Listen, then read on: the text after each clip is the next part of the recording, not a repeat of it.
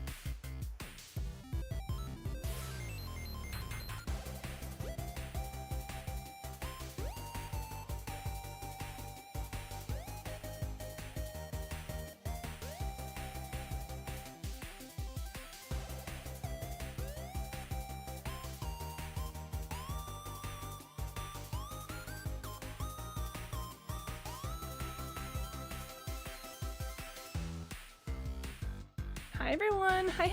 Welcome to the stream. My name is Quimby, and today we're going to be playing Minecraft. I'd like to extend a big congratulations to Penny for getting the first channel points award. Very cool, very pog. And also hi Corvigate.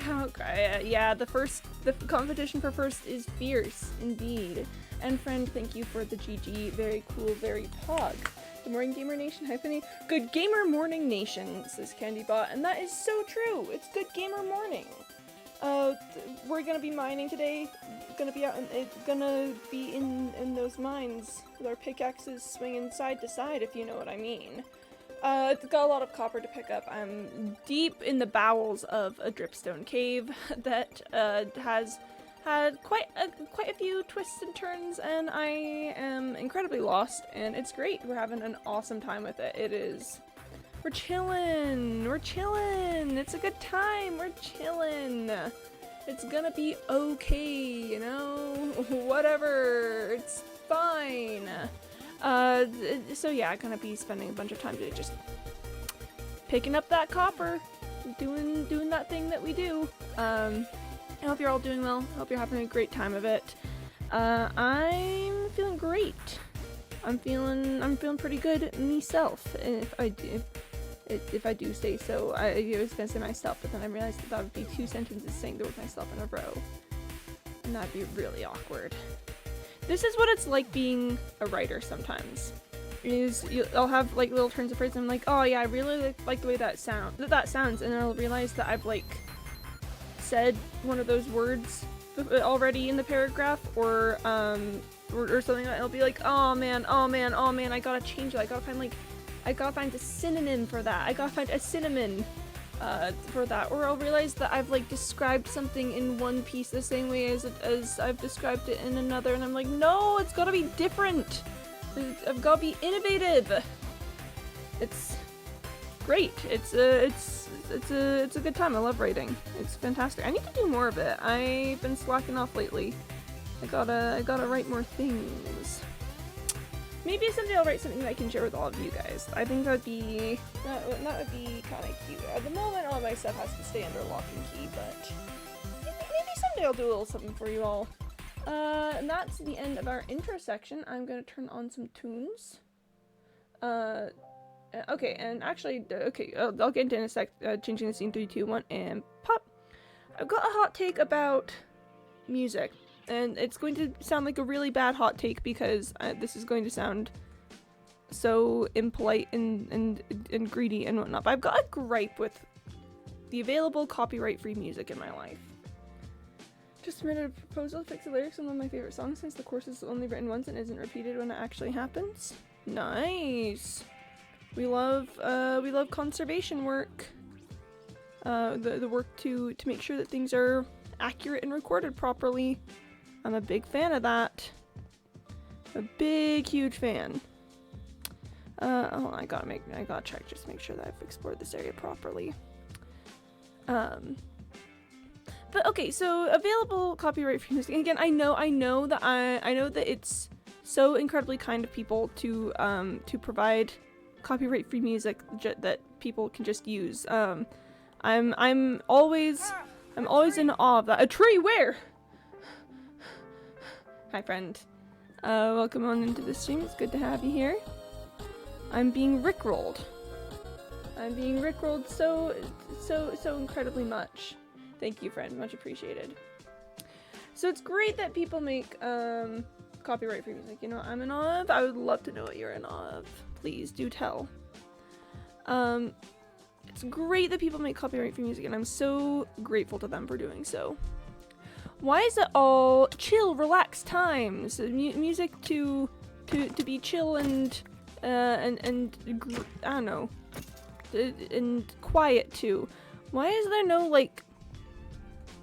Have they never considered that maybe I want some guitars? You know? Has no one ever thought, oh yeah, I'd love to make some copyright free music. Let me throw some guitars in that thing. You know, like, why is it all lo-fi? And I actually also have a gripe with lo-fi as a concept. But this one is actually this one's a little different. I think this is actually valid. I think this is a valid criticism. Oh, the fact Google has open sourced the entire design system for Android. They have full presets and libraries, and all the icons are available. Yo, icons.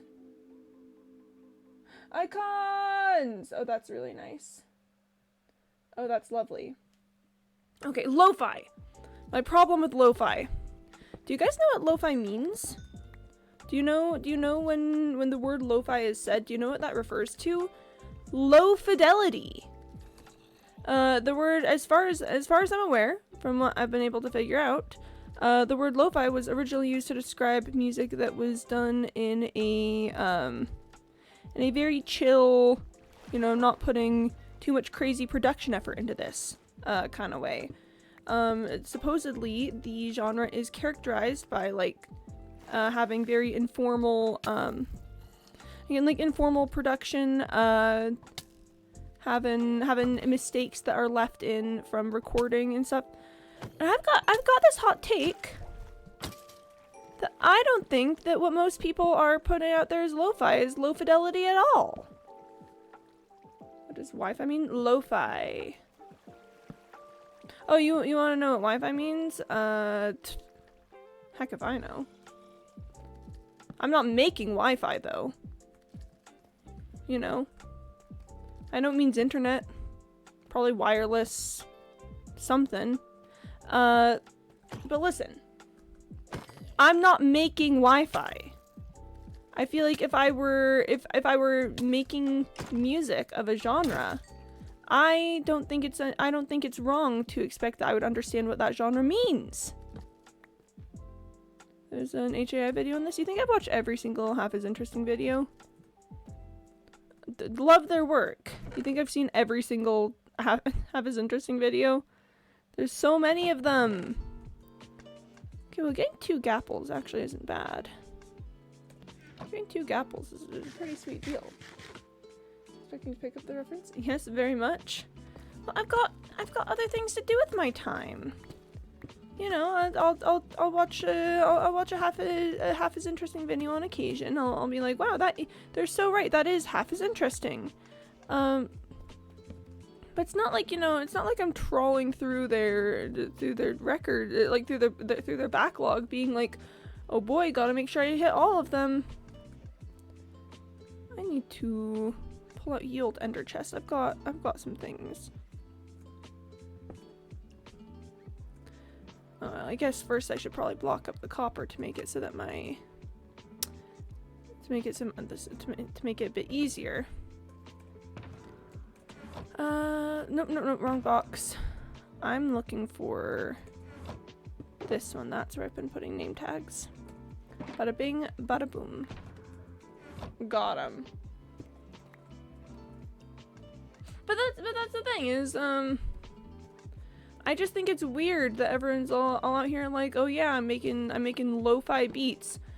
My brother in Christ, do you hear this? This that we're currently listening to was described as lo-fi when I found it. Does this sound low fidelity to you? Does this sound like they just sort of recorded it and then made it happen? Here, I'm gonna look up the technical I'm gonna look up the technical definition in just a sec, as soon as I finish up with this copper vein. Hold up, we're looking into this. Low fidelity. Oh gosh, hang on, the internet's being weird.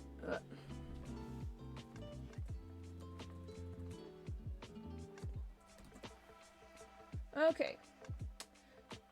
Lo-fi, also typeset as lo-fi or lo-fi, that's spelling stuff, is short for low fidelity, is a music or production quality in which elements usually regarded as imperfections in the context of a recording or performance are present, sometimes as a deliberate choice. The standards of sound quality, fidelity, and music production have evolved over the decades, meaning that some older examples of lo-fi may not have been originally recognized as such. So, isn't that weird? Isn't that weird?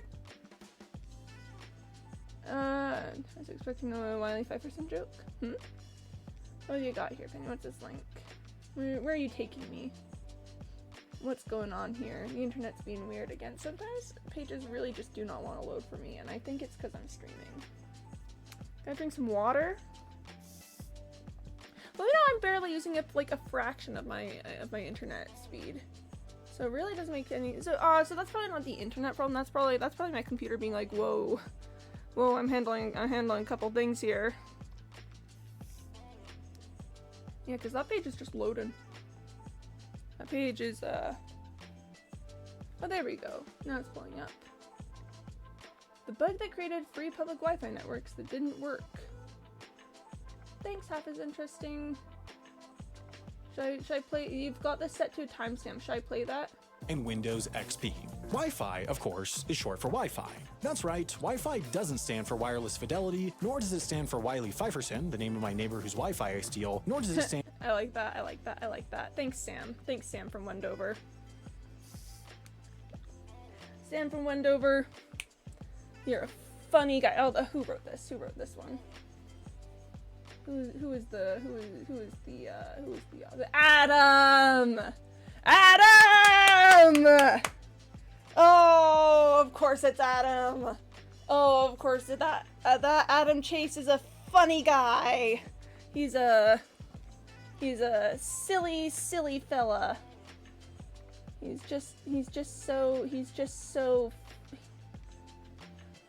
got the pulse. He's got the pulse. My name is also used in a few other videos. So do you think that you think Adam's legitimately got a neighbor named Wiley Pfeifferson, who he steals Wi-Fi from? That is interesting that Wi-Fi is short for itself. I do like that, actually. I respect it. That's you're all right, kid. You're doing great, man. But does this music sound low fidelity to you? Does this music sound like it's intentionally including production mistakes? Cause I'm gonna be honest, the production sounds pretty clean to me. You know, I'm out here listening to this and I'm like, wow, that's some clean production happening there. And I just don't get it. I feel like we're losing ourselves on this. We're losing what it means to be low fidelity and human and wild and unchained and free. They're gentrifying lo-fi. They can't even get proper low fidelity music anymore. It's all stylistic high quality. This is so sad, chat. I can't believe they would do this to me in particular. I can't believe they would get rid of my own personal low fidelity quality music. Have I been this aquifer? Oh yeah, I have. This is where I just came from, actually. Okay. Well, I was headed back here anyway, so you know, we may as well just complete the journey. Oh, well. Oh, is that okay? Sorry, just thinking about Adam writing that half this interesting video. It does make me think. Oh, Penny, have you seen the finale? Have you seen the finale of Jetlag season, what was this, 11? Hi, Tally. Hey, puppy girl. She bark. She does a little barking as a treat. I would say just simply as a treat, but no, it's also her job. You know, she's meant to. Part of her job is to look after the place, and sometimes that means just barking. I would never stop her from doing her job. She's actually the reason why I was late today. I was like gearing up to go get ready for streaming and stuff, and she decided that she wanted to go outside. And who am I to say no to my gorgeous baby princess? So I took my dog outside instead of being on time for streaming. And you know what? I think it's the little things in life. You haven't seen it, Penny. Oh my gosh, it's been out for a week. It's been out for a week. It's on YouTube now. It's like you don't even need Nebula to have seen the finale now. They've released a teaser for season 12. You haven't seen the finale yet? My goodness gracious, we live in a society. Man, I can't believe this. This is who? I don't know about that one, Penny. I don't know. But if you haven't seen the finale, then you haven't heard Adam's joke that he wrote. That he spent like an hour and 20 minutes writing. He spent so long writing that joke. And I was gonna make a joke about the joke that he wrote, but I can't do that because you haven't seen the finale. Phew! Phew! You and I slay a creeper. Yeah, the ChatGPT one. Yeah, the funnier than it'd be funnier than ChatGPT challenge. Adam spent so long on that joke. He spent so long on that joke. It would have been less time if he'd vetoed it than the time he spent writing the joke. And I'm not gonna tell you anything about the results of what happened with his joke. But he spent so long writing that thing. Alright. What are you talking about? I don't know. I'm not a freeze framer. Okay, this is... I feel like it's not technically spoilers if I don't tell you what happens with it, but he tells us his joke in the finale. He tells us the joke that he spent an hour and a half writing. He spent an hour and a half on the joke. And then he tells it to us, and you'll see. You'll see. An audio to 0%. I'm not going to say what the joke was. That would be cheating. And I would never cheat on anything ever. I'm a polite young man who all the grandmothers love to pinch my cheeks and say, "Oh, what a nice young man," when I bring in their groceries for them. The amount of creepers just hiding behind corners today has been quite frankly astonishing. I don't know why. I don't know what the creepers are doing, just hanging here. I didn't even say anything about it. I would never.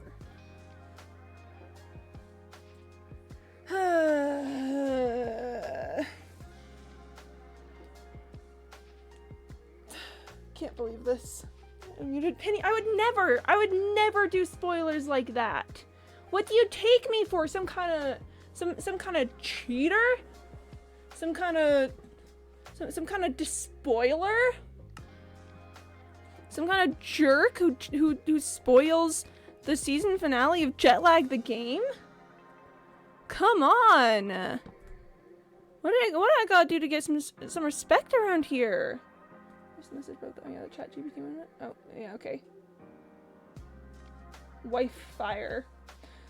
Oh, nor does it stand for Wi-Fi, which is the answer Wiley Pfeifferson always gives me when I ask him why he spent years in prison.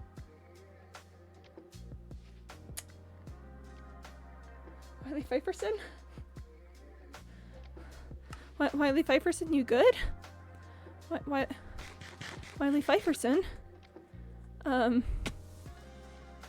you, oh man. Oh man. Do you guys know that meme that goes, "What? Who spent $200 on Animal Crossing?" And then, oh no. That's a little bit how I'm feeling. Why did Wiley Pfeifferson spend 8 years in prison for a wife fire? Oh no. Like, it's not a perfect fit, but that's the emotional center of the meme is very much what I'm feeling at this moment in time. Also, why would you ever spend $200 on Animal Crossing? That just seems a little silly to me.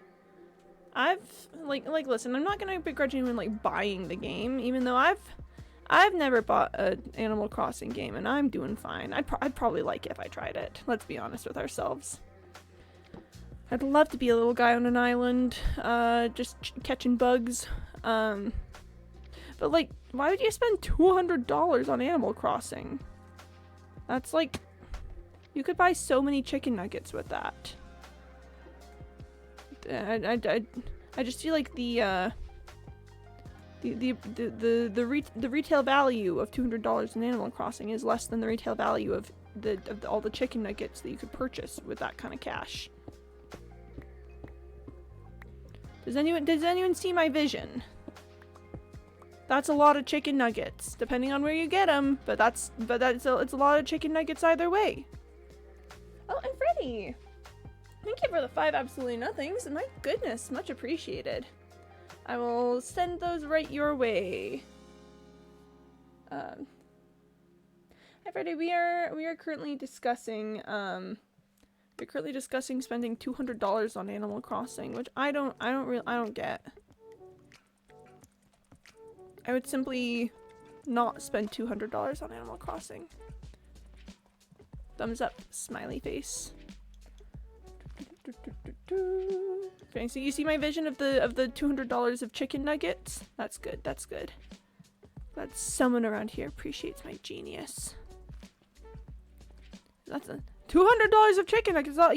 You could have so many friends over with $200 of chicken nuggets. You could be like, hey friends, you wanna come over and have a party?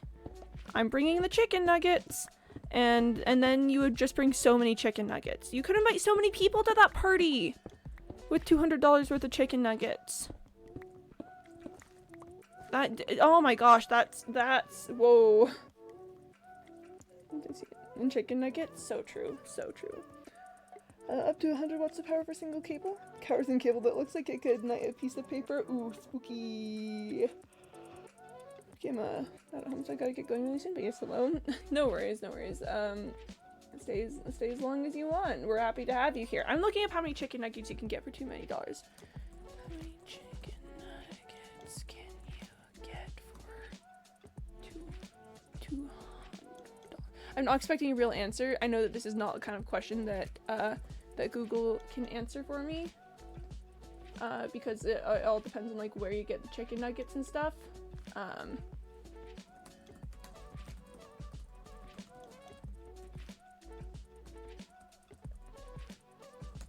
Hold on. Have to type it again. Okay. Chicken nugget calculator online. Whoa.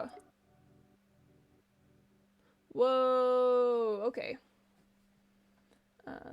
Did I just come from moving week? Oof, moving week. There's a chicken nugget calculator? Ooh, wait, the chicken nugget calculator is a useful tool designed to help you efficiently determine the number of chicken nuggets you can purchase based on different pack sizes. Whether you're planning a party, ordering food for a group, or just trying to figure out the most cost-effective way to satisfy your nugget cravings, this calculator can be your trusted companion. Oh, all right. Largest pack size, let's say 10. Second largest pack size, let's say 6. I just wanna see. Whoa, I don't know what this number is giving me. It's giving me 44 meters squared or something. Why? What does that mean? What does that mean? Manifest you being a millionaire later in life so you no longer have to do any manual labor. That's very kind of you, Freddie. You're, thank you for taking an interest in other chatters' health and wellness. Code for real? Mm-hmm. I want to be assistant analyst in a small company. No one knows what they do, so I can't do it wrong. I can play my harmonica all day long. That sounds like a lovely existence. Okay. Can I use this calculator for any other items besides chicken nuggets? While this calculator is specifically designed for chicken nuggets, you can adapt the formula to calculate the number of any similarly sized items, making it a versatile tool for various scenarios. What if I have more than 2 pack sizes available? If you have more than 2 pack sizes, you can still use the formula by performing the calculation for each pair of sizes separately and then summing up the results. This is so funny. Sorry, that's really funny. Okay. Okay. Alright. Hold on, I wanna, no one's telling me how many chicken nuggets I can get for $200. Okay, going well. Y'all have a wonderful day. Yeah, bye, Freddie. Thank you for stopping in. It was lovely seeing you. Yep. Good to see ya. Okay. So here's the deal.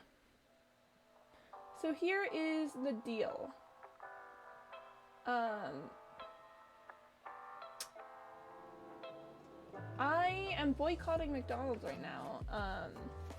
As per asked to you know, for the whole, you know, me trying to say stream friendly words, but I should just say it, with the genocide going in Gaza, we're boycotting Mickey D's, you know. But unfortunately McDonald's is it's like the world standard for chicken nugget amount of chickens. Okay, so I've got how much is a 40 piece chicken? It's not telling me. Gosh darn it, it's probably regional. Gosh darn it. Ugh, I hate this. Okay, well, okay, basically, Thank you. The 6-piece McDonald's chicken nugget meal comes at the lowest price in Wisconsin, where it's sold for $6.19. Says, how much are McDonald's chicken nuggets? Same reason I won't get Starbucks even though I want a treat. So true, Starbucks is also on the list. Hate that. Okay, wait, so the average price of a 40-piece chicken McNuggets is $16? You're telling me you can get 40 pieces of... Is this up to date? I feel like in this day and age, where? That's what I'm asking. This says that the most expensive 40-piece chicken McNuggets is in Chicago, selling for $24.98. When was this? When did that? Huh? This was updated on February 14th, 2024. On February 2024, 40-piece McNugget is $25. That's most expensive. It's $16? I am confused. I'm confused. I'm really confused. What?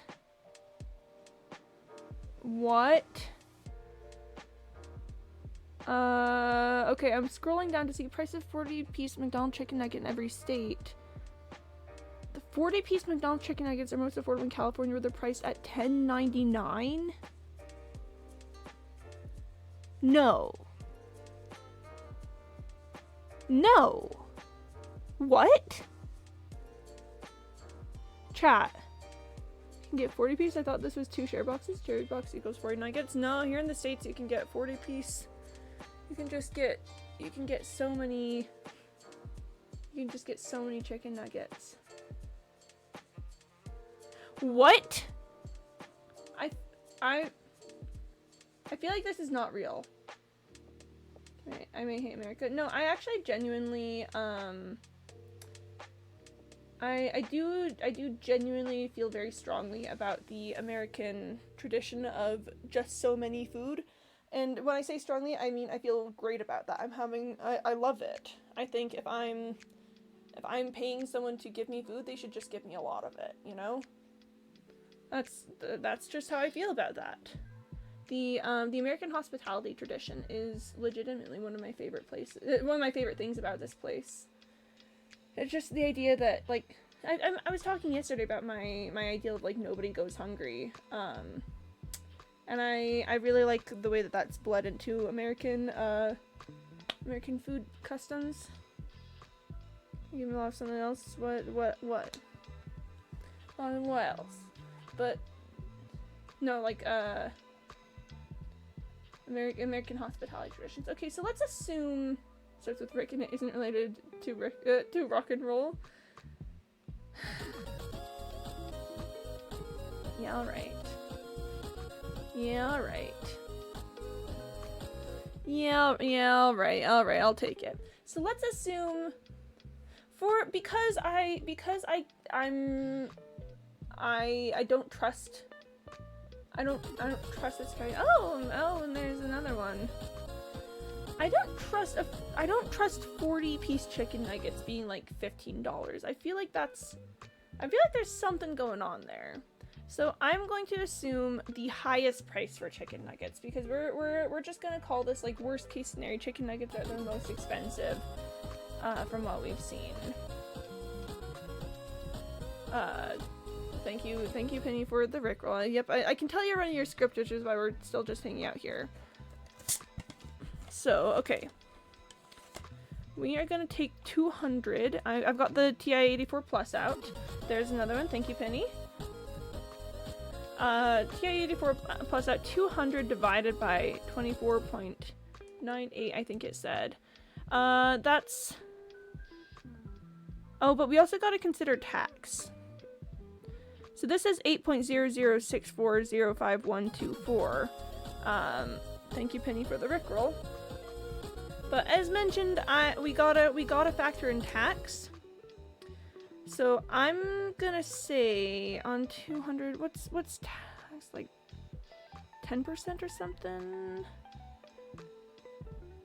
So okay, this is gonna be 200 divided by 24.98 times 1.1. 7. I can get 7 40-piece chicken nuggets at their most expensive for $200. 7 times 40 is 280 chicken nuggets. Why would you spend $200 on Animal Crossing when you could throw a sick party with 280 chicken nuggets instead? Like, I don't know. I just think that's kind of neat. And hey, you don't gotta all spend it. You don't gotta spend it all in one place. You know, like 280 chicken nuggets. That's kind of cool. That's kind of you can feed a lot of people with that. But it doesn't have to be. It doesn't have to be the only thing that you do. You can also split that up a little bit. Like kind of share the love around. Maybe you drop a couple orders of chicken nuggets. To be able to get, like, I don't know, like drinks or something, or some fruit. I always love to have fruit at a party. For like, I thought I could clutch that. Fruit or like a vegetable platter. Like a little drink. I love a little drink. So it absolutely does not have to all be chicken nuggets, but you could throw an epic party with a $200 budget, you could do so many things with that. I just see no reason to spend that on Animal Crossing. Cause Animal Crossing is ephemeral, but the memories that you make with your friends are forever. Is kind of my take on that. No, I genuinely love to throw parties so much. I'm not like not like all night rager parties. Kind of like that's not really my style. But just like ephemeral's a nice word, isn't it? Just love the word ephemeral. Yeah, I love to throw parties. Not big like music pounding. You know, everyone being like, wow, what a great party. No, I like you get some friends over. You have like a little activity perhaps. You play some games. You talk with each other. I love to throw those kinds of parties. Ephemeral, something which lasts for a short period of time. No example provided. What an ephemeral definition, am I right? Sorry. Okay, good. Isn't it like Greek for lasting only a day? I don't know my Greek well enough to definitively say yes or no. I would not be surprised. There's a lot of English words with Greek roots. You know, lots of things that do be coming from Greek. You should look at the etymology of ephemeral. That's what you're looking for. I love the word etymology. Etymology is a good word. I need to find where the heck I came from. It's not being very easy so far. Give me just a sec.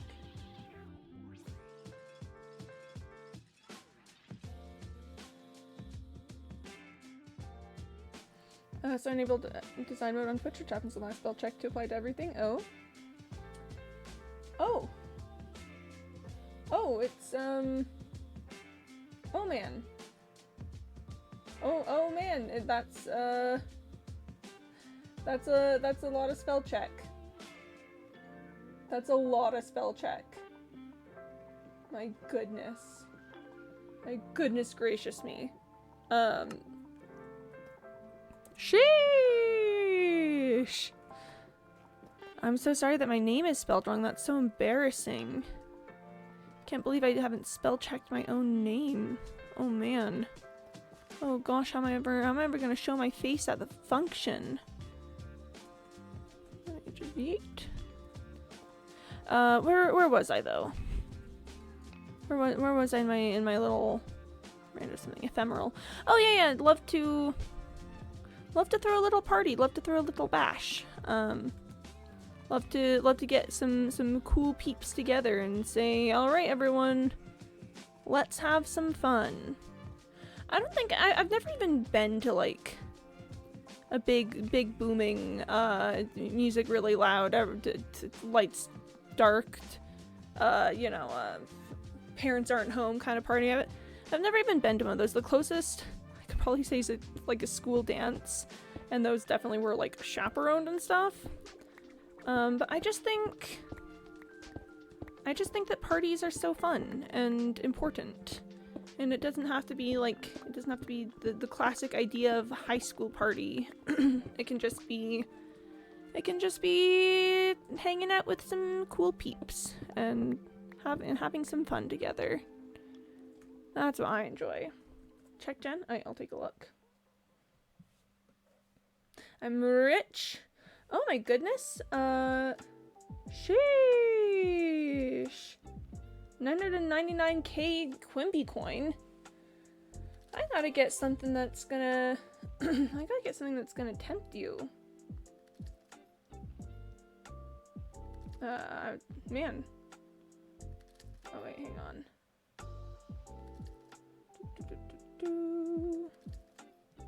Sorry, that person who appears to have just entered the server, I gotta ban them real quick because it looks like a suspicious or spam account. Okay, sorry. Had to just yeet them. Okay, at any rate. I do genuinely kind of feel like partying is a bit of a lost art for my generation. Or more especially for kind of like some younger generations. Like no one knows how to just how to just have a party anymore. It's got to be a whole thing. No one knows like party etiquette, which makes me really mad. Cause party etiquette is, you know me. I love to have a system in place, but like, I kind of feel like it's not that hard for party etiquette. Like, it's just like you make sure you're communicating with the host. You make sure that you are like engaged in whatever's happening, and if whatever's happening is just like, you know, talking and chatting time, then you like find someone to talk and chat with, even if it's not anyone like new or anything. You just, if it's chatting time, you stay chatting. You eat the food that's given to you, or if you don't like it or something, then you are polite about not eating it. This is where I was chasing the zombie sounds. Yes. And then when it's time to leave, you tell the host, "Oh my gosh, I had a wonderful time." And then you and then you leave. Like, I don't know. And that's obviously very much an oversimplification. Candybot, thank you for the water reminder.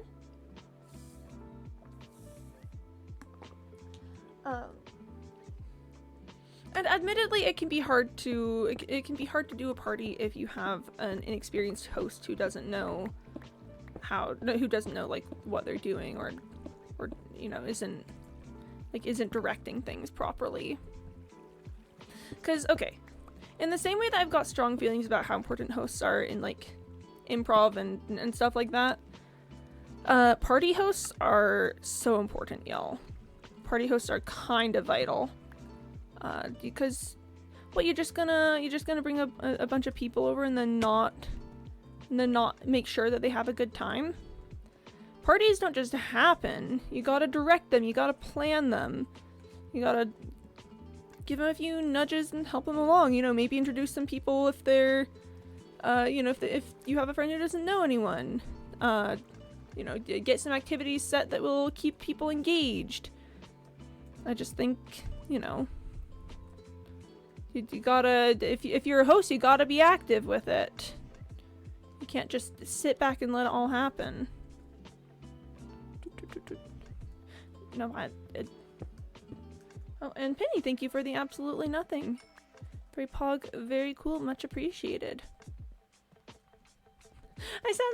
I definitely sound like a bit of a boomer at the moment, with me being like, kids don't know how to party these days. They don't understand what it is to just walk into a room and meet some people and have some fun with it. To be fair, I just think people aren't being taught party etiquette as well anymore. I think everyone deserves better. I think everyone deserves to be taught party etiquette so that they can go to parties and have fun. I sound like such a boomer right now. But like, parties are fun if you're taught how to do them. If you're just thrown into a room full of people and expected to just have a good time. So terrible at that. Such a parallel play girly. Wanna come over and sit in the same room quietly? Rip. Bless. To be fair, parallel play kind of pog. It is pretty cool. But me not to be like but if it's a party, you have to think about that. Not saying that inviting people over to do a parallel play and stuff is bad. I've just got thoughts about directing parties. To be clear, anytime I go on one of these little angry upset rants, I'm not directing it towards anyone. I'm just being a boomer. And being upset that the kids these days don't know how to respect their elders. It's I've got a particular worldview that I think people should follow, but that doesn't necessarily mean it's the only way to do it. What was I thinking? Oh, parties are fun if you're taught how to do them. You know, not just in the hosting, in the hosting side of things. You know, like, because being taught how to host will definitely help your chances with it. So you want to hit some sensical and need to be whimsy maxing at all times. That's so true. You gotta be whimsy maxing always. If you don't, what's even the point? I've let the water in. What words was I saying? What words was I thinking? There was words somewhere in there. What was that? What were the words? Oh, about being taught how to party. Like, being taught how to host and stuff will absolutely help with your experience as a host. But, like, to be honest, you also gotta get taught how to be a party attendee. You know? It's just another little human behavior thing, and if no one teaches you how to do it, then you're gonna be lost and confused. And that's why I'm so concerned about, like, the COVID era kids who had all of their parties, you know, shut down because it was unsafe to have them. Which, you know, is totally fair and valid, and, like, yeah, the knowing how to be a party attendee is absolutely less important than protecting people from the disease. So, like, so fair and reasonable. I'm not, to be clear, I am not raging against the lockdown, like, mask mandates and stuff. That was all justified and reasonable and a good idea. But, like, it has severely impacted the experiences of, like, a whole ton of kids. Like, because you gotta learn learning how to be a party attendee is a long process. And, you know, it starts with kid parties and learning how to do like friends' birthday parties, and then for me, I learned a lot of things from going to, like, my dad's work parties. You know, there's just having different environments, different sort of, like, party skills, learning what's acceptable behavior in different situations and not. And all of it related to how to be a good party attendee and how to be a good party host. And it takes time.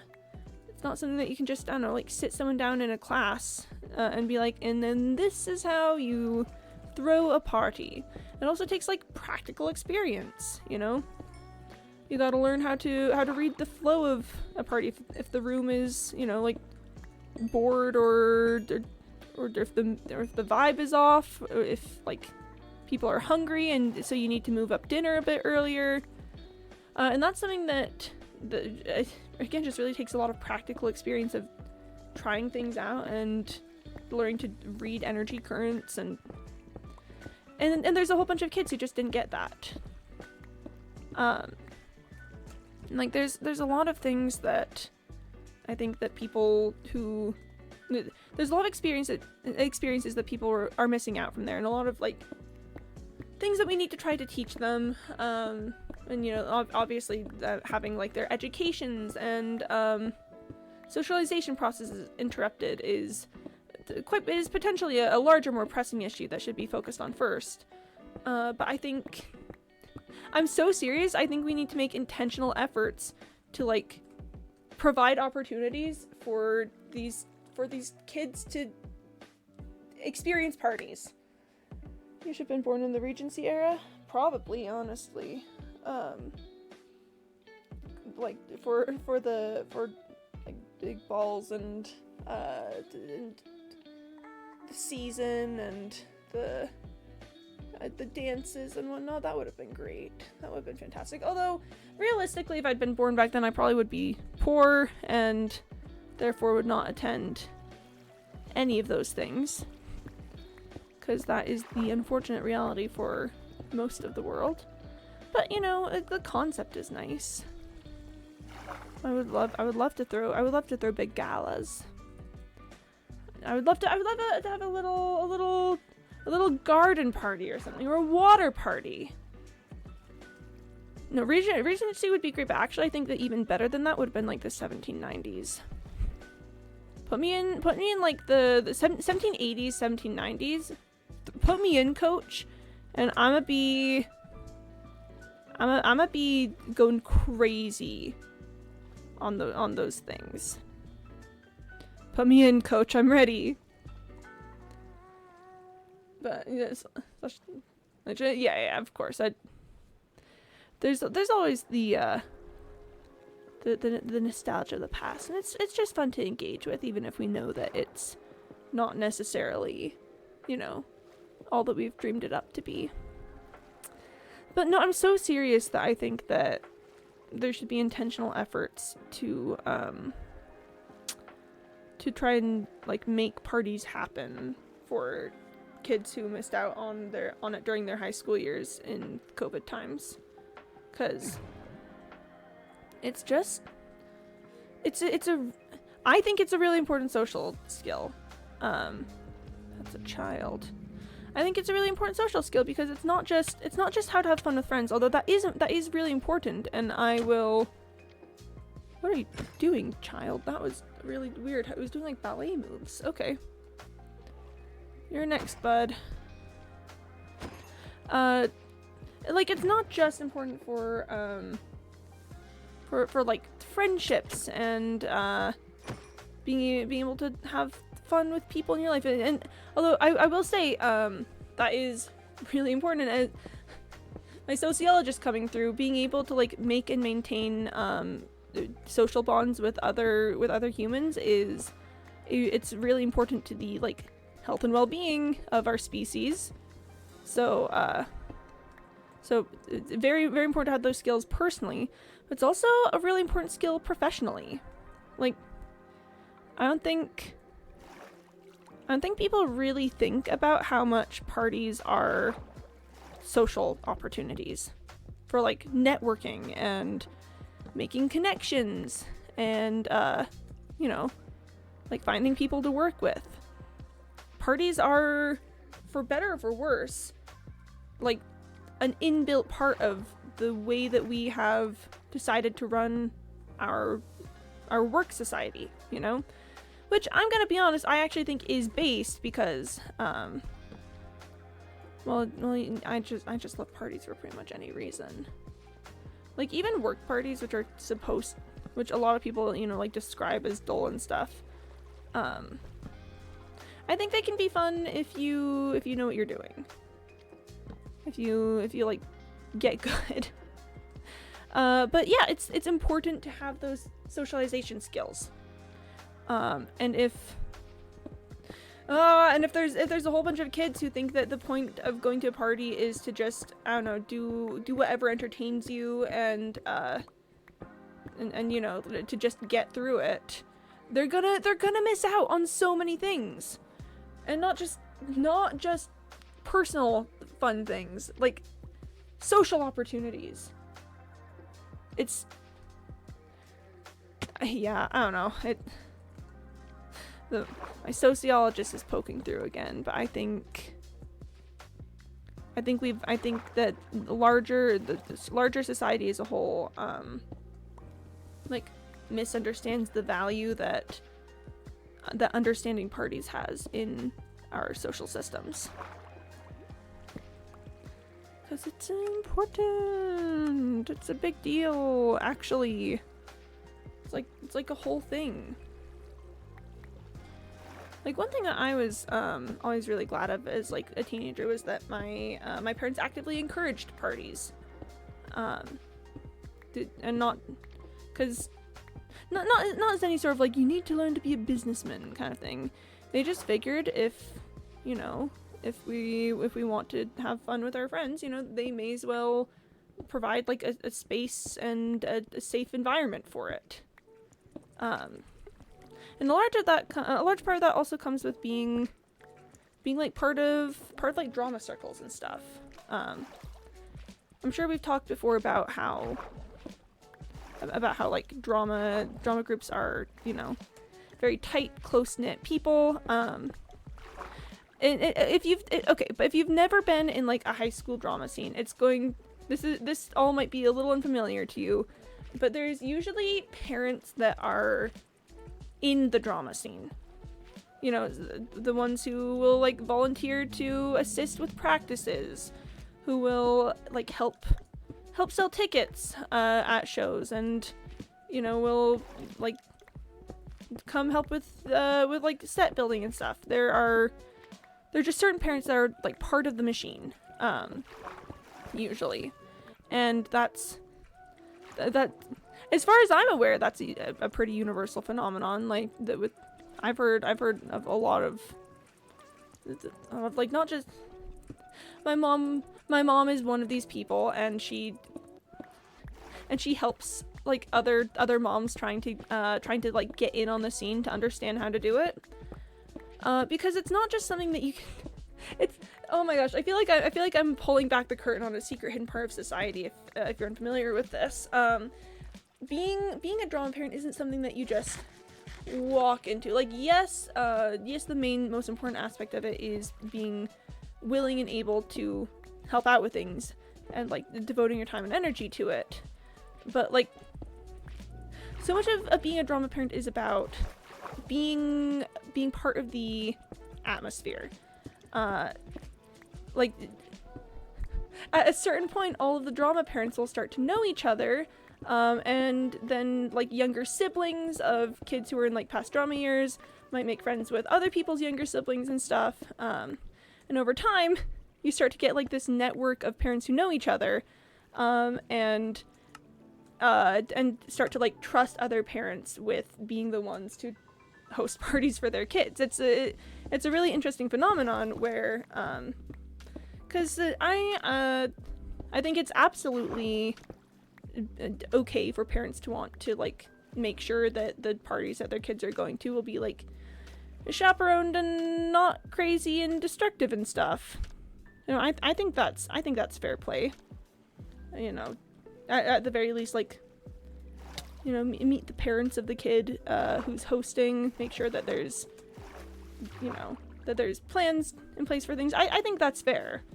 But just like over a certain point, you build up networks of things, and oh my goodness, my mom loves to be the parent who's known for hosting stuff. I think the whole parties thing, I'm like 90% sure it comes from the Greek heritage, cause A, that just kind of sounds about right, and B, that's just also how my Greek relatives are, so there's like evidence towards that. But I always really appreciated that my parents had that attitude, because I feel like it did, first of all, love to throw little parties for my friends and stuff. The summer that I graduated from high school, I used to host like weekly dessert nights for village group, and it wasn't even just like my own close personal friends. It's like there was a whole network of people from my graduating class who would just like come over to my house every week, and I'd have made some dessert to share, and then we'd like play games and sit outside and talk about our life plans, like colleges that we were planning to go to and stuff, and it was a great time. It was quite lovely, honestly. Quite enjoyed that, but I feel like it was important not only for me as like being able to spend time with my friends, but I don't want to brag, but my friends are really well trained at this point. It's like they know how to do the party thing at this point, because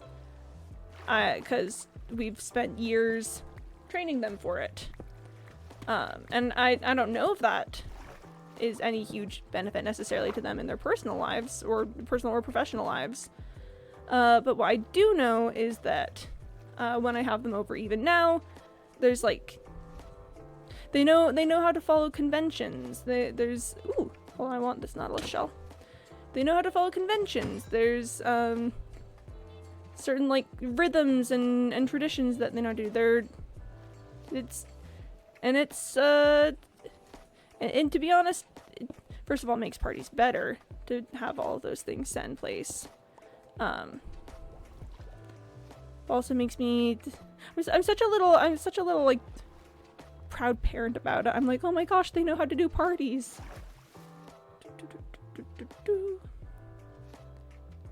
I don't know. I think I'm kind of recursing on my points at this at this point in the conversation. I just think parties are really important. And shut up, drowned. You don't get to have an opinion on parties. You're undead. Yeah, I just parties neat. And love to host parties. Thumbs up, smiley face. Okay. Me when I'm in the water. I'm worried that I'm going to end up back in like the tunnel system that I was in last time. 'Cause that was real spooky. I had no clue how to get out of that. I was just wandering forever, eternally in the cave system. It was so sad. I can't believe this. Oh gosh. Yeah, I'm not digging the gravel. Sometimes I'll go for it. I'm already underwater. I'm not digging gravel. I'm not going for it. Why would I subject myself to that? Riddle me this. But yeah. I just think the world is such a beautiful place and it's full of so many beautiful people, and sometimes you want to get some of those beautiful people together in a room with like some treats or something, and then hang out for a bit. And I do maintain, I absolutely maintain that a party is different than a hangout, because a hangout invokes a level of like a chill casuality. Wow, words. It invokes a level of, you know, informality is probably a better word. That I think is a bit different from parties. In a hangout, it's a bit controlling for a host to be like, all right, and now we're going to do this, because then it's like, bro, like what the heck? We're just hanging out. Like what? Whereas in a party, it's expected. It's acceptable and even expected that the host guide the events. Like yeah, if I have some friends just over and hanging out, I'd never be like, all right, and now we're moving into a different room. It would be like, oh, like, hey, do you want to move into a different room or something? I don't know. Whereas in a party, it's, all right, we've finished up in here. We are now proceeding to the next step. Gosh, I gotta host another party soon. Oh wait, I'm okay. Wait, hold on. Oh yeah, okay. I literally have something happening like this Sunday. Yearning canceled. Yearning canceled. I remembered I have plans. Everything is okay. Gamers, I'm doing all right. And there's nothing to be concerned about here. My tennis club is meeting soon. Oh, hello, Scallop Tim. Am I good on arrows right now? I'm pretty good on arrows. You're getting axed. I'll take like one arrow though. You know, like, hey, may as well, am I right? It's fine. Don't worry about it. I had a moment where I was so sad, but it's actually just fine. It's okay. It's okay not to worry. We are popping off. The world is an okay place. Don't even worry about it. I'm like the meme where it's like, I don't know, everything is awful, the world is meaningless, and it's like, oh, OMG hi to something, except the OMG hi is having a little social event. It's like everything's awful. It's the world is a terrible place. OMG the tennis club, hi.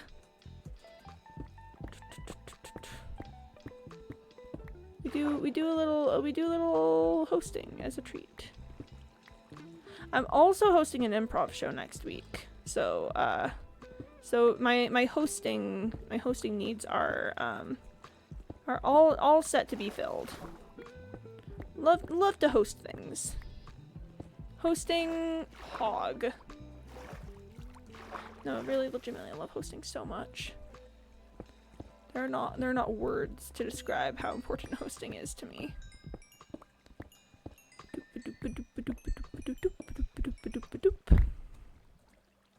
Cool. At any rate, I think we are making good time on this excursion. I don't know exactly what that means. Like, if I had to pinpoint exactly what making good time means, I could not tell you. But I feel like we're making good time, you know?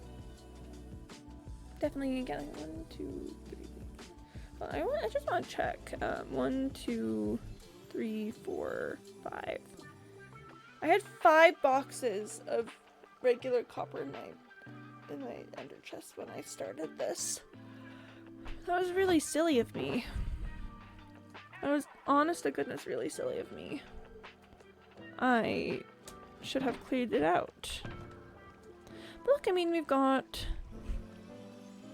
I mean, yeah, we're definitely making good time in that, the filling of the boxes is going well.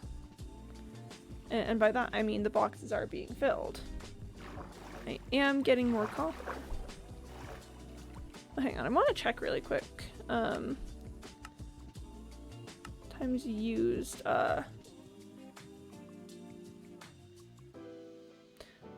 What's the... Oh, times crafted is here. Times used here. Okay. My times crafted and times used is gonna be off, after this next round with the cube. Because, fortunately, I'm not going to craft the copper blocks that I picked up from the trial chamber. And I could uncraft them all and recraft them if I wanted to, but that, quite frankly, sounds like an unreasonable amount of effort. For no good reason. But, it's going well. It's definitely going well. So I just like my stats. I just think the stats. How have I mined like 8,000 blocks of... Oh wait, I mined it from the trial chamber. Like, not all of this comes from the trial chamber. But it certainly makes sense. Doing on times mine. Oh my gosh, chat. The amount of copper ore I've mined is almost surpassing the amount of stone I've mined. That is kind of funky. That's a bit silly, actually. Then, of course, next netherrack from netherite hunting. Coal ore, that makes sense. I've been collecting that as well. Blackstone from the time that I dismantled all of those bastions. Gravel, yeah, deep slate. That all makes sense. This all makes sense. Man, though. That time's broken. Yeah, I don't break things very often. Yeah, I don't break tools very often. Times crafted. My goodness, that number is unreadable. It's in the millions. Sheesh! Also picked up is in the millions. That's kind of cool. That's kind of fun. Times used, yeah, obviously, yeah, this makes sense. Like, oh, the copper above my tools. That's kind of silly. That's kind of a bit silly. Times picked up, yeah, of course, raw copper's gonna take the day on that one. Then stone, yeah. Coal coming in as third. Gold nugget. Oh, that makes sense because my gold farm.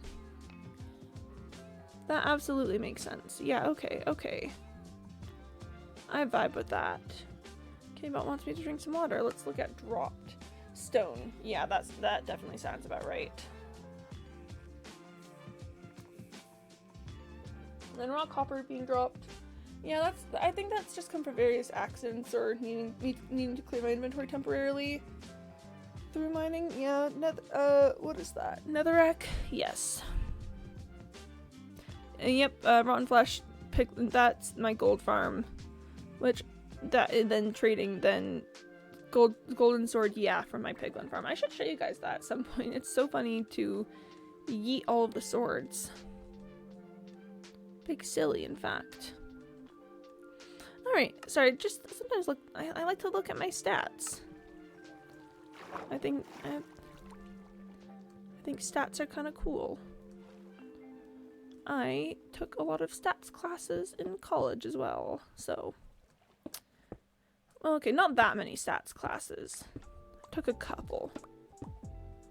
I'm not like the world's foremost statistician or anything. I just know I know a bit about like I know a bit about the Z-score. If you know what I mean. If you understand what I'm getting at. Not to be a person who has strong feelings about everything, but I've got strong feelings about stats being one of the most important maths that's taught in school, actually. Cause like math is important in general, you know. It's good to like know how to navigate the world and whatnot. But stats is how you interpret like real world stuff. Stats is like reading data and studies and being able to determine if like people are being truthful about things, if you should trust study results, if you should you know, all those sorts of things. That's stats. And I think that learning that is important. Cause someone once tried to convince me that that stats could be used to prove anything, and I highly disagree, except with the caveat that bad statistics can be used to prove anything. You know, statistics when used maliciously could absolutely be used to show you whatever you want, and that's why I think it's really important to be able to read and tell when bad statistics are around. Because bad stats, the bad time. One of them has an enchanted bow, but the other has armor. Well, I hope that they I hope they kiss. I hope they fall down into the abyss and then realize that it was, oh nope, man, armor has prevailed. It really would have been nice if they'd like fallen down and then realize that there's no point to their silly feud, and they're just acting out the grudges of their ancestors, and then kissed about it. But well, you win some, you lose some. And not every skeleton can fall in love. It's unfortunate, but it is true. I do want a little bit of XP though. And you know, I'll take an arrow as well. That's not bad to have. I'm gonna be real, I'm still very lost. Like, I think I've got some inkling of where I am, but I'm not super confident about it. So we stay winning. We keep on trucking. It's so important to keep on trucking. Like they were so based when they said that. When they said to keep on trucking. Those are words to live by, and I'm so serious about that. Cause what else are you gonna do? Just stop trucking? If you don't move forward, you'll be lost. If trucking is happening, you gotta keep doing it. You gotta be willing to truck for the long haul. What the? Okay. My goodness. Hold on. There we go.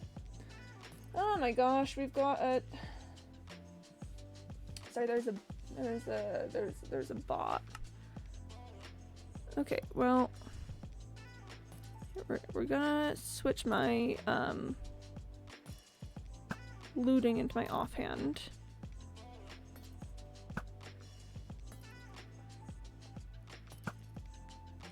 Come on, a little bit higher.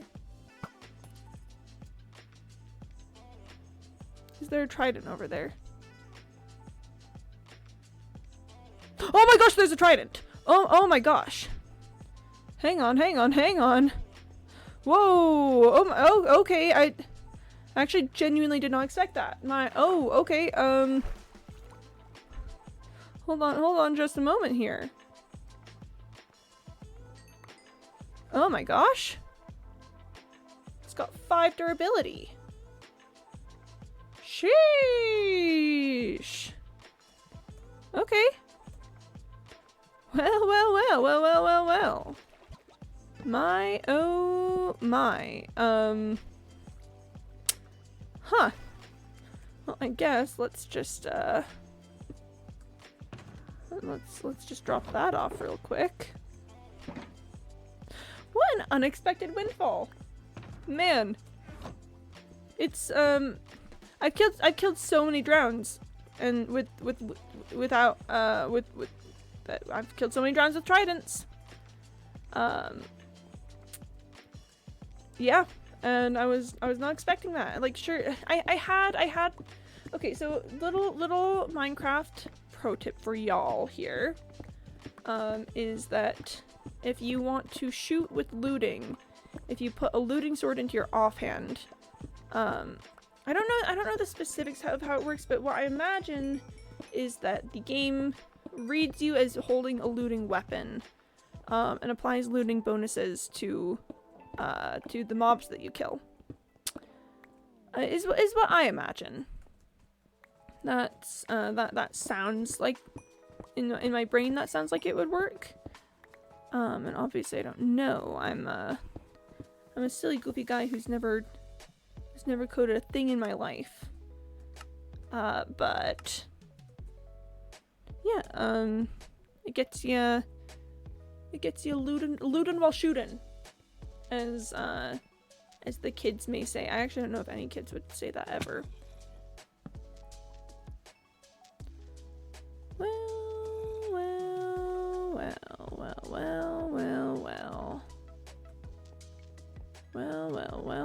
I think I came from that way. As long as I remember that I came from the aquifer over there, I think I'm fine to explore this space. We'll just say yeah. We'll just say that that's good. Yeah. Looting.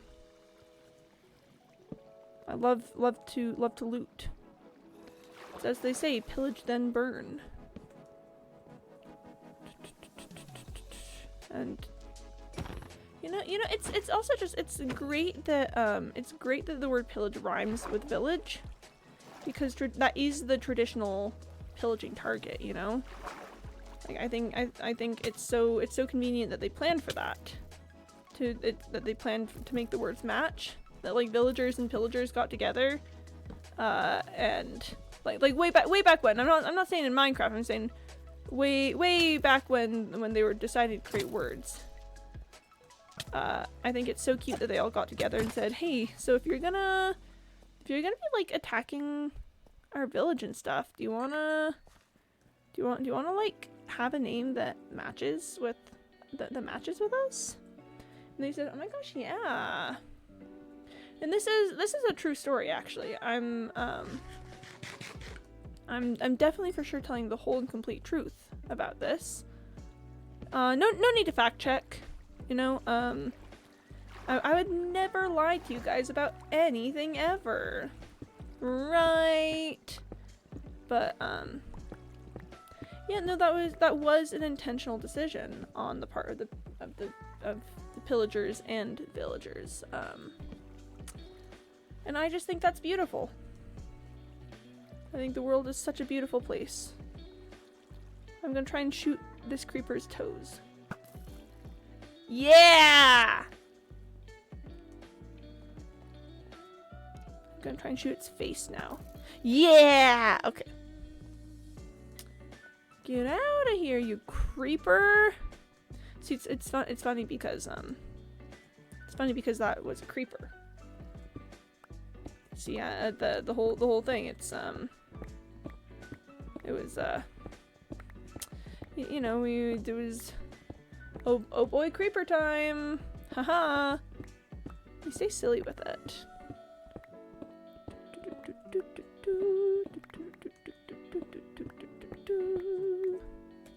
Okay. All right.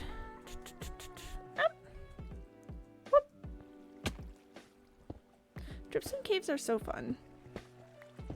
Like the more time I spend in them, the more they're just such a fun parkour heavy environment. I love what to get a bit silly with it. And you know what? A live bee would probably never. You know? Been thinking about it. I think a live bee would have been too scared of potentially, you know, like falling onto a dripstone or something and dying. A live bee would have been like, no, I can't do that. That's so scary. So y'all are lucky that you've got Ghost Bee here with you to keep it real. Keep it real silly and goofy, as it were. That's a creeper. Whoop, wrong tool. Yeah, you win some, you lose some. It's fine. Nothing to be concerned about over there. To get a torch dropped. Okay. Let me make some more torches real quick.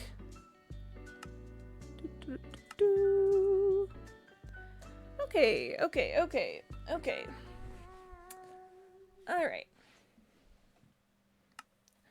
Well, this whole area is kind of riding the line with dripstone and with the stone and stone and deep slate. It's kind of riding the line. The thing is, there's probably some good copper deposits here, but it's probably going to be annoying. So I'm just emotionally preparing myself for that, you know?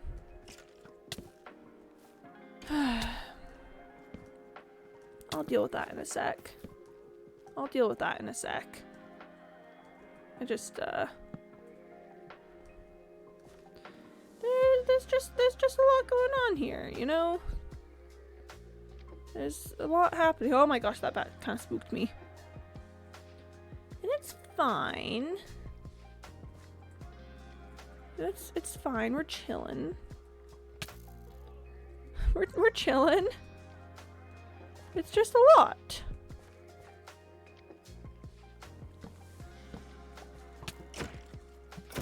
Skeletons. I think I read a fun fact somewhere that once said that of all Minecraft mobs, skeletons were the ones that were actually killed most often. Like zombies and creepers and stuff and like Endermen and things get avoided sometimes, but skeletons are just so gosh darn annoying. It's like you gotta kill them. Because even if you juke them, that's what I'm looking for. Even if you dodge and weave and whatnot, they're shooting you. You're like, let's take a look at my stats again. Let's pull up mobs, and let's take a look at. Now this might be a bit artificially inflated by like farms and stuff. Creeper, I've killed 1,386 creepers, right? Then if we go down to husk, like under 13 husks, but husks are a little more rare, you know, whatever. Let's find skeletons. I've killed 2,369 skeletons, which is about double the amount of, a little under double the amount of creepers I've killed. Oh, actually, I've killed a lot of zombies as well. Man, maybe I'm just built different. That I think that's probably the answer. I've killed 11,000 zombified piglins. That's because of my gold farm. I should really go out there again at some point, you know. Just go check them. Man, so just looking at stats now. I've killed 15 sheep apparently. That's not that many sheep. 107 salmon though. One rabbit, that was really sad, yeah. Brutes, piglin, pigs, phantoms. Yeah, I usually have too good of a sleep schedule actually for phantoms to appear around here. Golems, hoglins. Yeah, oh, a ton of guardians as well. That's also artificially inflated by farms. Squid, gas evokers, endermen. I've only killed the ender dragon once here. Oh, guardians, drowns. Shut up, creepers.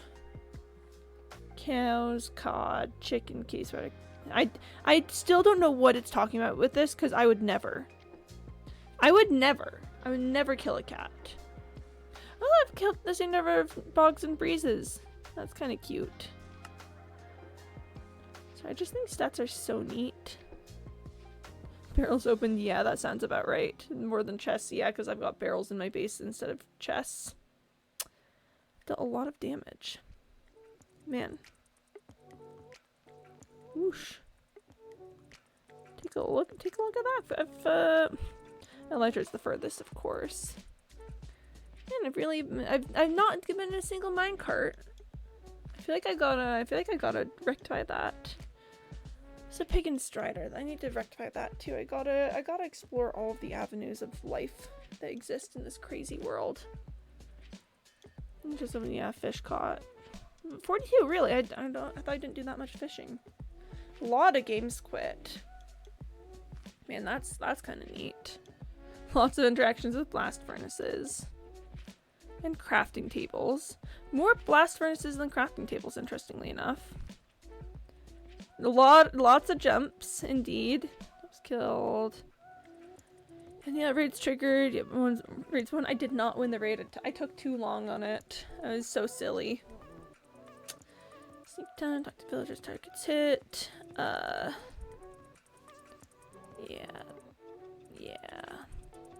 The world open 34 days of my life with this world open. Goodness.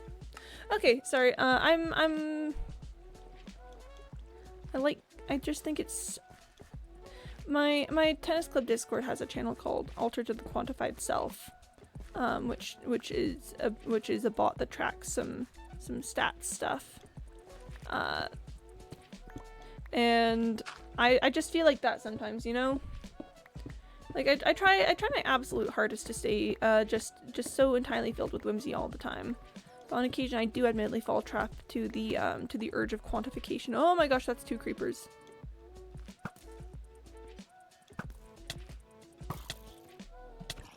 Get out of here. Sometimes the call of the quantification is just really strong. Quantified is a good word. Let it be known. My name's Quimby and I approve the use of the word quantified. It's a solid word. It's like, what if there was something and you wanted to know about it, but like in numbers? Quantified. Get quantified, idiot.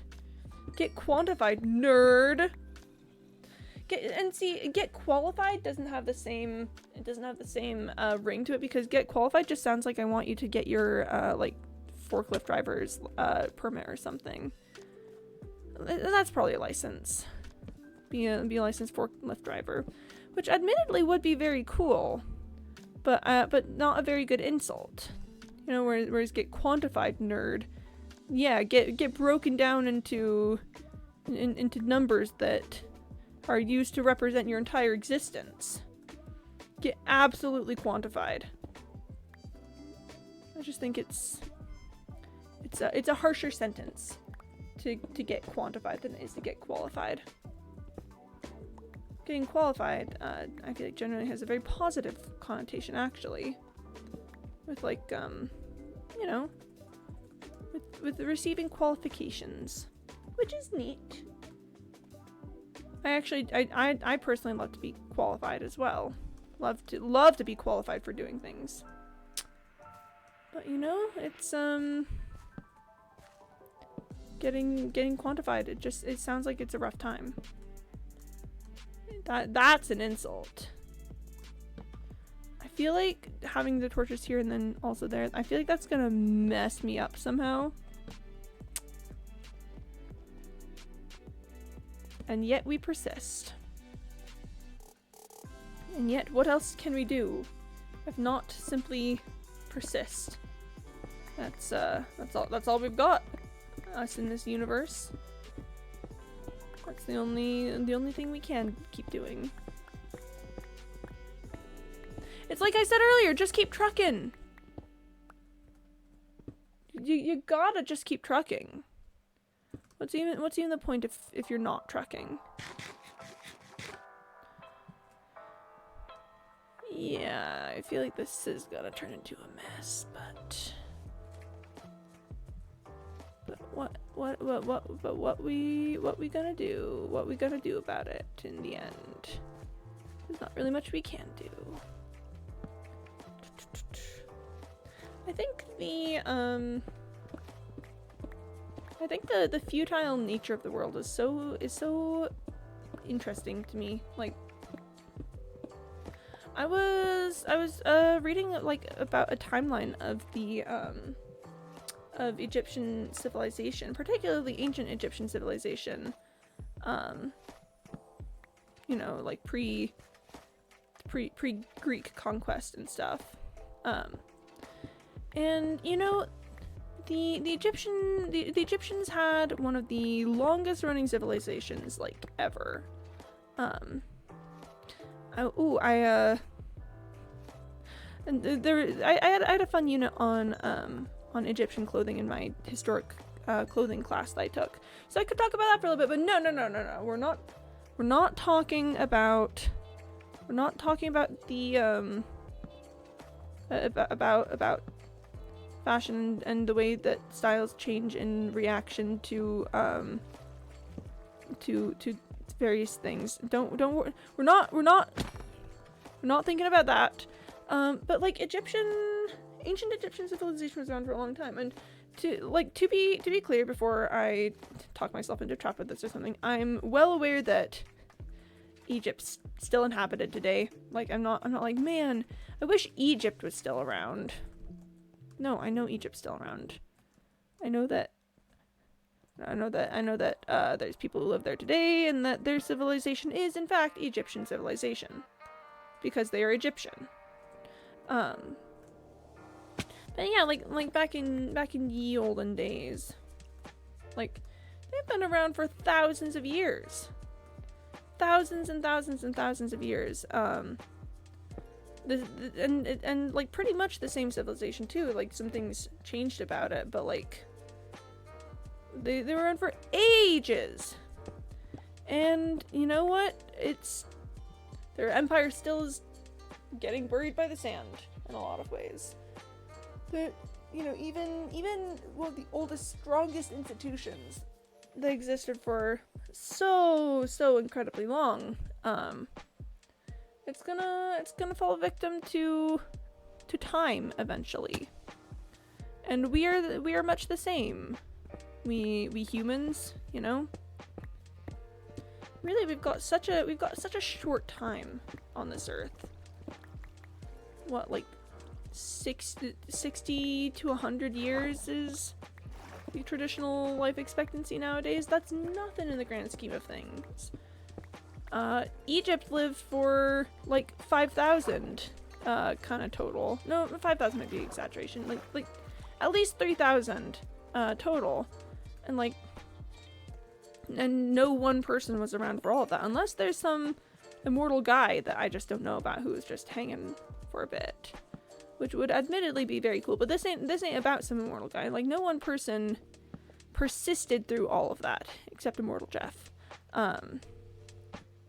But like, we're here for such a very little amount of time. We've only got a couple of years. Not even that long. Like, nothing we build is gonna survive. Nature's gonna reclaim it eventually. The people that we help, they'll be gone in just a couple of years as well, you know.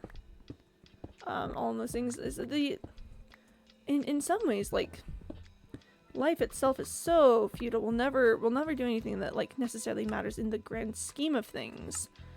But also life is so close and shining and beautiful on the small scale. Like, nothing we do will ever matter, but also everything we do matters. Sorry, I'm just waxing philosophical. I'm having philosophical Quimby moment. Everything that we do matters, and like the people that we interact with, the choices that we make, the ways we choose to try to make our mark on the world, that matters, because it matters us. We're on such a short little time scale, but like, also it's beautiful and ephemeral. And don't we want to make the most of it? Don't we want to do our best at the very least? I don't know. I don't really have a point to this one. I don't have any like big grand sweeping conclusion.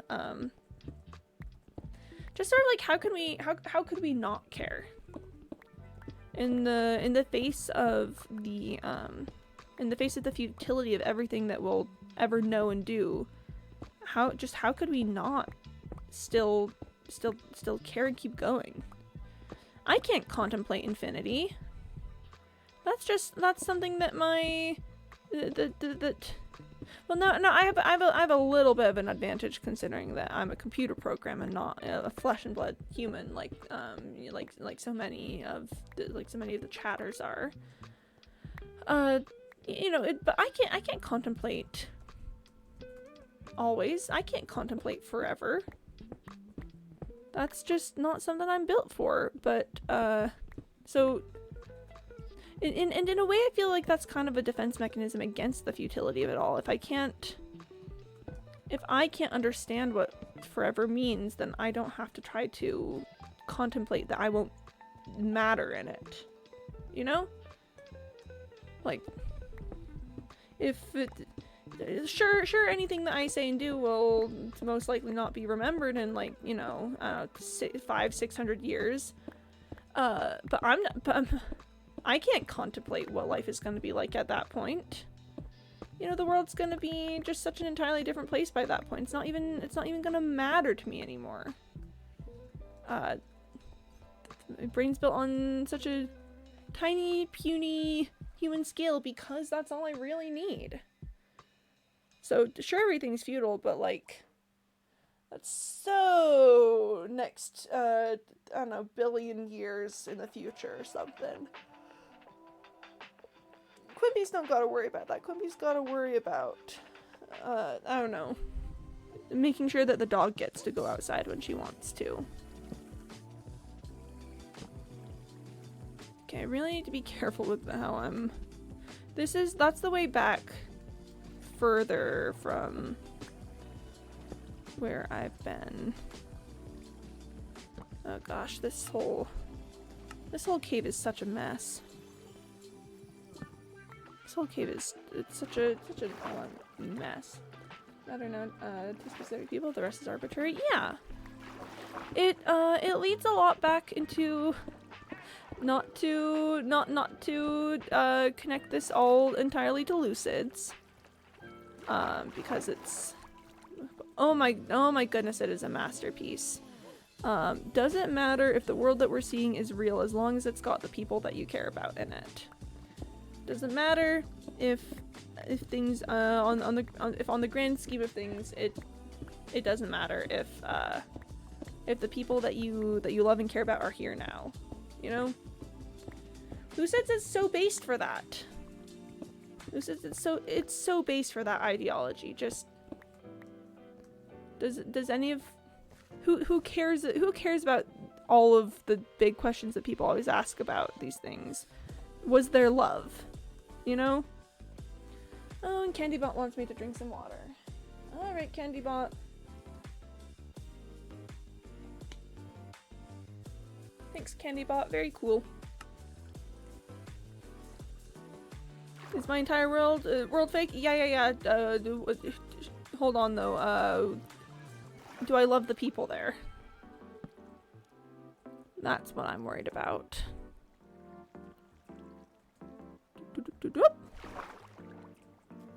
I wanna... Whoop. There we go.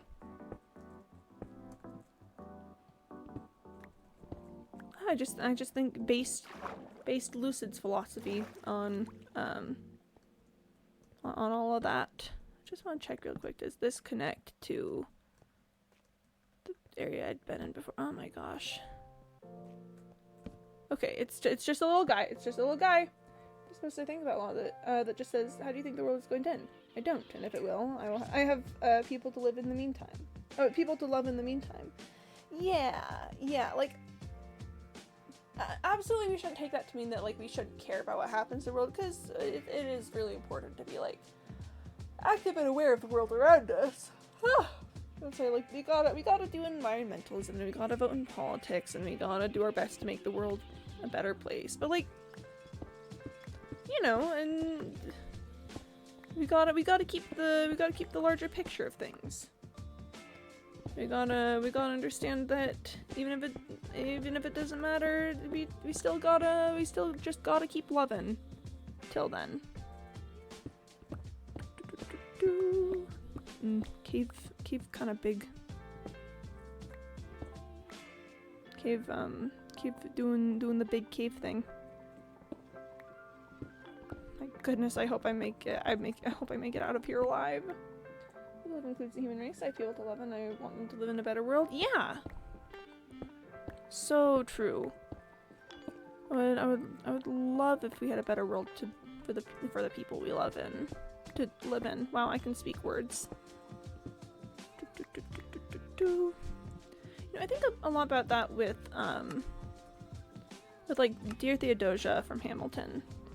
I know the internet's kind of over Hamilton at this point, because it's been around long enough that like the major hype has died down. But I still think that like it's they kind of popped off with a lot of things. And Dear Theodosia is one that I think about a lot of. They wanted so badly to make the world better for their kids. And it's arguable whether they did or not. Like I'm not going to claim that they succeeded or failed necessarily in making a better place, but they absolutely didn't manage to make it perfect. You know, if they were able to make it perfect, then you know that then oh boy, that would have solved a couple of things, huh? Just like the idea of looking at these kids that they have and being like, all right, well, we gotta do better, man. We gotta make this a world that they can live and love and survive in. You know? I just think that's neat. And I've got so many thoughts about like what we owe to successive generations in particular. Like for instance, I'm not planning to ever have kids. I'm not expecting to have, you know, like kids who are mine, carrying on like my genetics or something. Like I've got siblings who can have kids to carry on the family name or something. And I know that I would probably not be a good parent. Oh gosh, hold on. Bots. I know I probably wouldn't be a good parent, so I'm gonna bow out on that one. Let the other people in my life who would be good at that do their thing, and then I'm gonna be like the coolest uncle ever. But like, even if you yourself don't plan to have a horse in the next generation, you know, if you don't plan to have kids, we still owe things to the youth growing up in this world. No, really, oh my gosh, I'm so invested in like the education aspect of it in particular, you know, like what we're doing to make sure that like kids get educated well. And admittedly, you can swing a personal stake on it if you want, and that these are the people who are going to be deciding policy when you're too old to be able to change anything about it. You can absolutely run with that if that's what gets you to care. Like, I'm not gonna say that you need to have any particular, like, as long as your actions are consistent with caring and making the world a better place for the next generation. I don't necessarily care about the motivations behind it too much. Yeah, no, like, there's kids who are growing up. The human race will continue. Don't we want it to be better for them? Perpendicular Spoon! Hi!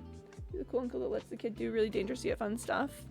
Well, it would be supervised dangerous yet fun stuff, so it wouldn't really be dangerous. I'm gonna be like, all right now, kids, don't do this without me, because I know how to do it safely, you know.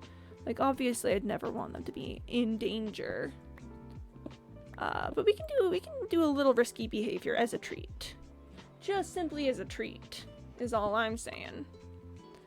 But, like, we owe things to the rest of the human race. We owe things to the kids who are growing up with the world that we've given them. Don't we want it to be good? Don't we want to give them something nice? I wouldn't want to give a present to someone that was bad or low quality or anything. If I'm giving someone a present, I want it to be nice. And you know what? That's what like kids deserve with the world. Yeah, I just think that it's really important to, even if you're not planning to partake in having the next generation of humanity, it's still important that you're aware that, like, you've got responsibilities with that. Humans are social creatures, and we've exacerbated the issue by living in societies. Oh my gosh, we live in a society. We really, honest to goodness, live in a society, and we've got responsibilities to the youth. Just even by the sheer virtue of the way that societies work, we've got to look out for them. Humans at this point have like bet their entire stake on building these vast webs of other humans. Like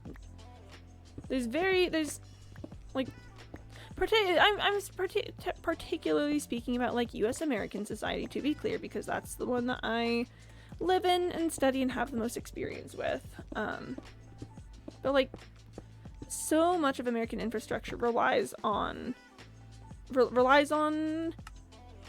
society, on us living in a society and being able to like take advantage of the things that come with that. We don't all have to spend our day growing food. We don't have to all spend our day like making clothing. Although I have thoughts on the fashion industry and the way that that's run. I'm not condoning the current methods, but like, we don't have to do that by ourselves. So we've staked our entire existence on these systems that we've put in place, and so that means that even if even if you're not personally working, you know, even if you personally don't have kids, as part of this system, one thing that has been distributed among large groups of people is responsibility for caring for the young, caring for the youth, making sure that they can survive. And I do think that maybe there should be ways to opt out of social contracts, you know, because to be honest, it's a little bit mad sus that you just sort of get born into a social contract and then there's really no way to leave if you want to or anything. So I do think that maybe we should think a little harder about some of those things. Not that I want to leave a social contract. I just know that I personally hate it when people tell me what to do, and just being like, oh yep, because you were born, you are part of the social contract. I'm like, what the heck? I didn't agree to anything. And I technically at this point I have to say that I've bought in, because I've done the whole like studying how human social groups work and things, you know. I've bought in. I've signed the contract. But like, at the very least, I think that there should be better ways to negotiate contracts, because I'm gonna be real, the ones that we've got kind of suck. It's like you gotta live in a capitalist dystopia and have a full-time job to have health insurance. That's kind of messed up. Not a huge fan of that. Wish we could negotiate that a little more. Just shows up at, like, I don't know, it shows up at the world and says, hey, wider U.S. American society as a whole, I'd really like to renegotiate my contract. The terms we have in place aren't really working for me. This is why unions are important, by the way. Unions get to have a little bit more of that power of negotiating the social contract, which is pretty neat. So, for all my U.S. Americans out there, unions pog. Organize yourselves. Collective bargaining is important and effective. We gotta they took it from us with Reagan. We gotta fight the good fight on getting it back. You know?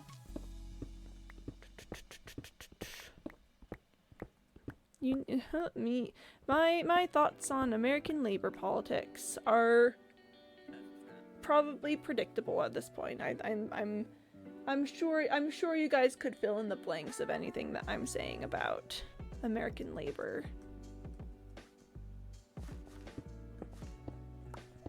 It's so dumb to me. It's so dumb. Just how you gonna have a thriving and prosperous economy if no one can buy anything?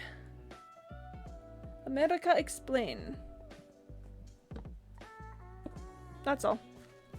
Whoa, who said that? Not to be a filthy commie or anything. Well, in actuality, I would more likely describe myself as a functional socialist than a communist. I'm a big fan currently of the concept of market socialism, which is essentially the idea that the market still exists. We can still have like money systems and stuff. It's just that governments start becoming responsible for various aspects of like quality of life. So like housing and medical care and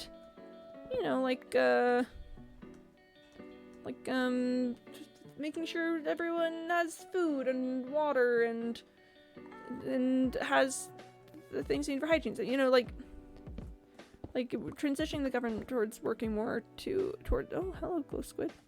Ensuring that the government has more responsibility over like the actual care of its citizens. But like the market can still exist for all the market girlies.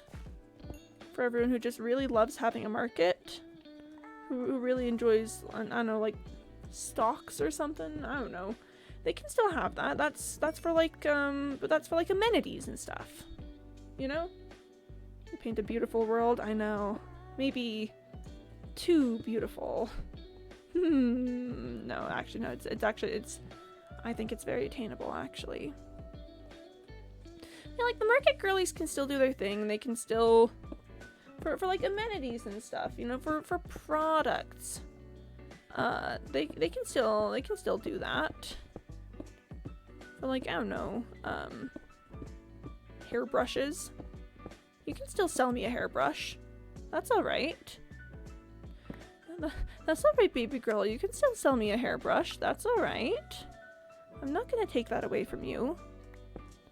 But then it's just the other things.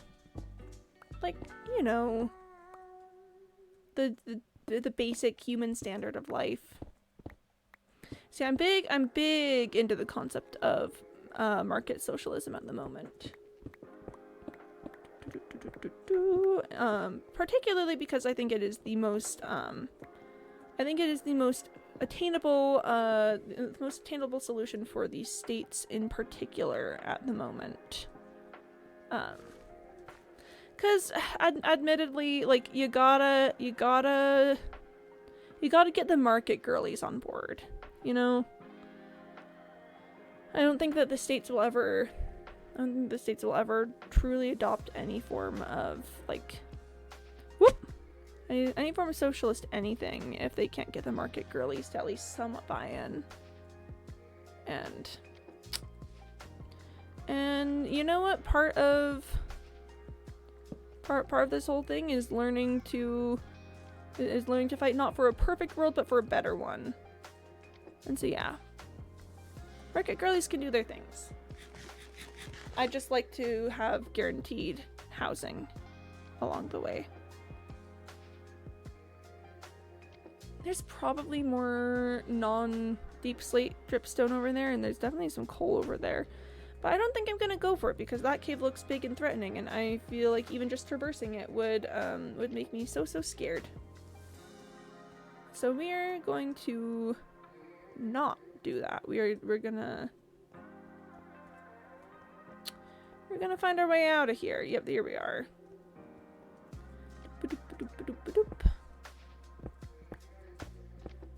Because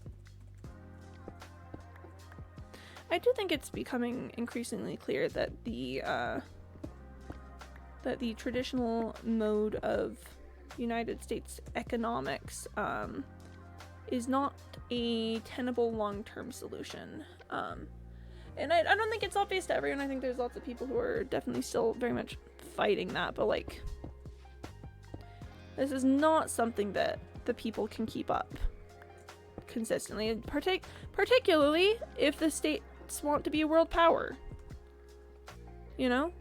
Like, I've got this hot take that if the states want to continue being a world power, then the thing that made them so in the first place was their populace. So maybe, just maybe, I think if they want to keep holding that status and whatnot, it might be nice to afford some rights back to the populace. That's all.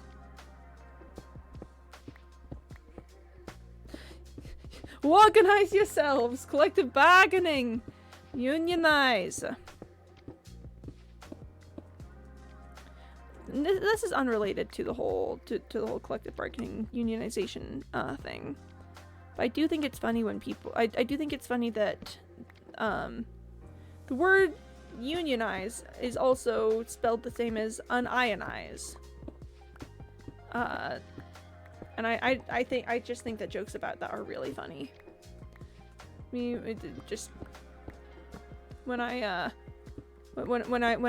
I unionize your ions, you know.